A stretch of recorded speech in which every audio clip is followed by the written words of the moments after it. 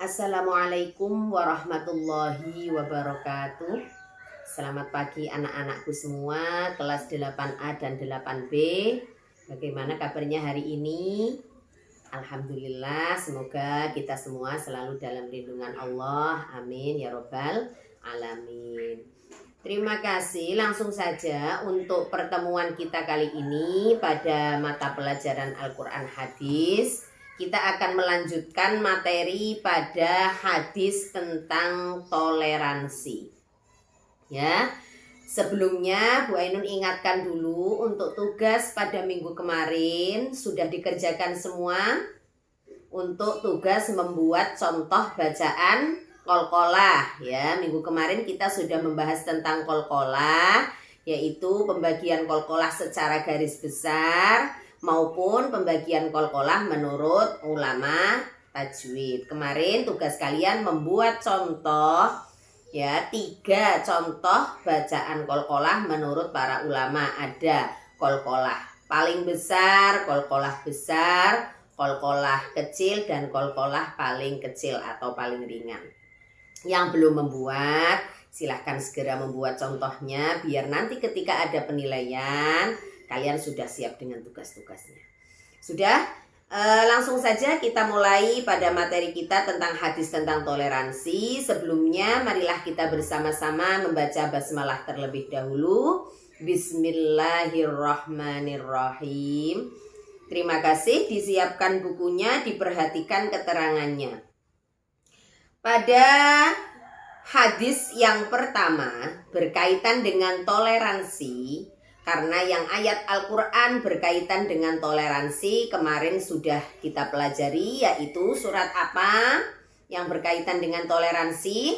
Surat Al-Kafirun dan surat Al-Bayyinah. Tugas kalian juga tetap harus dihafalkan beserta artinya, ya. Pada hadis yang pertama berkaitan dengan toleransi, Rasulullah Shallallahu Alaihi Wasallam bersabda. Hadis ini diriwayatkan oleh Ahmad, At-Tirmidzi, Ibnu Hibban, Al-Hakim, Al-Baihaqi. Ya, ini juga harus dihafalkan. Ayo bersama-sama dibaca hadis tentang toleransi. Bismillahirrahmanirrahim. An ibni Amrin radhiyallahu anhu anna Rasulullah sallallahu alaihi wasallam qala khairul ashabi indallahi khairuhum li sahibihi wa khairul jirani indallahi khairuhum li jarihi.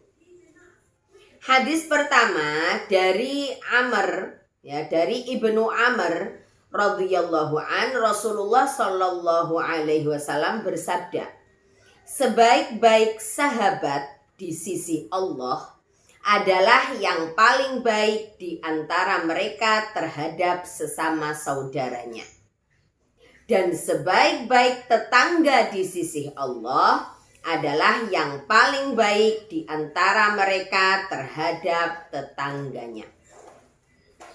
Coba kita fahami hadis yang pertama berkaitan dengan toleransi. Rasulullah bersabda bahwa sahabat yang paling baik, yang baik di sisi Allah adalah sahabat yang baik terhadap tetangga, terhadap sahabatnya. Ya, jadi sahabat yang baik di sisi Allah adalah sahabat yang baik di antara sesama saudaranya. Begitu juga tetangga yang baik di sisi Allah adalah tetangga yang baik di antara tetangganya. Kalau kita fahami, ya, berarti orang yang dikatakan baik adalah orang yang baik menurut orang lain. Karena kebaikan itu tidak bisa kita yang mengklaim sendiri bahwa kita orang baik. Ya, misalkan si A mengatakan, aku iki wong apian. Ya, padahal tingkah yang dilakukan, perilaku yang dilakukan terhadap saudara ataupun tetangganya tidak baik. Berarti dia adalah bukan orang yang baik.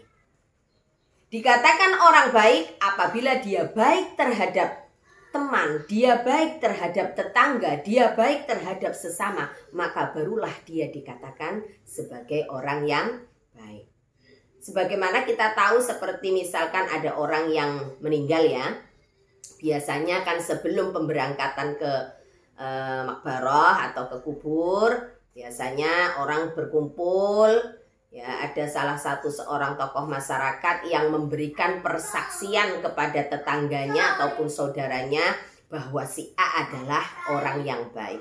Ini penting karena sesuai dengan hadis ini, orang yang dikatakan baik di sisi Allah adalah orang yang baik terhadap sesama. Kebaikan tidak bisa kita cari, kita katakan sendiri, saya orang baik, tidak bisa. Kebaikan itu disaksikan oleh orang lain. Begitu juga Rasulullah SAW dalam kehidupan bersosial.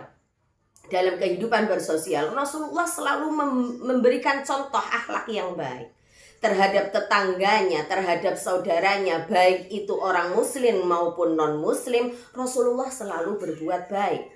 Baik kepada orang Yahudi, Nasrani, selalu berbuat baik.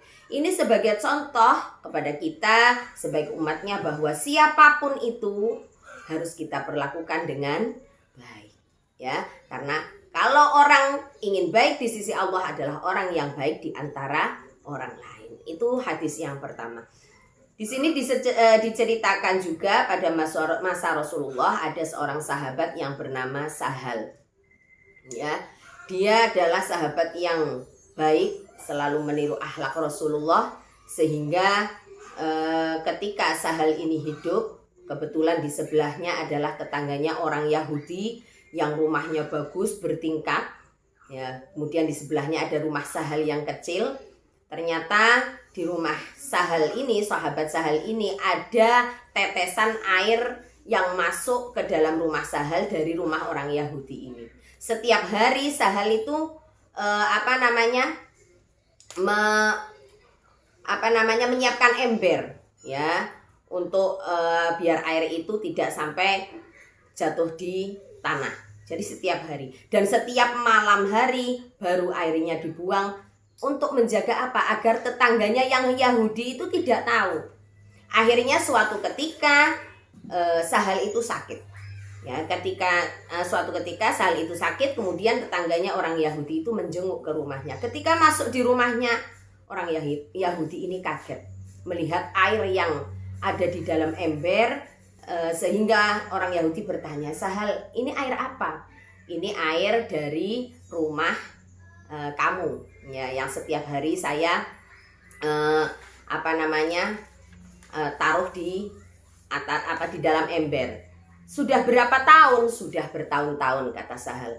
Masya Allah. Setelah mendengar jawaban Sahal ini, kemudian orang Yahudi ini terenyuh hatinya, sehingga terbuka hatinya, akhirnya masuk Islam karena keteladanan yang dilakukan oleh Sahal. Begitu sabarnya bertahun-tahun, rumahnya kejatuhan air, meskipun rumahnya kecil tapi dia tidak marah. Nah, itu sebagai contoh bahwa kita sebagai umat Nabi Muhammad SAW, marilah kita tingkatkan akhlak kita perbaiki akhlak kita. Marilah kita selalu berbuat baik kepada orang lain agar kita memperoleh kebaikan di sisi Allah Subhanahu wa taala.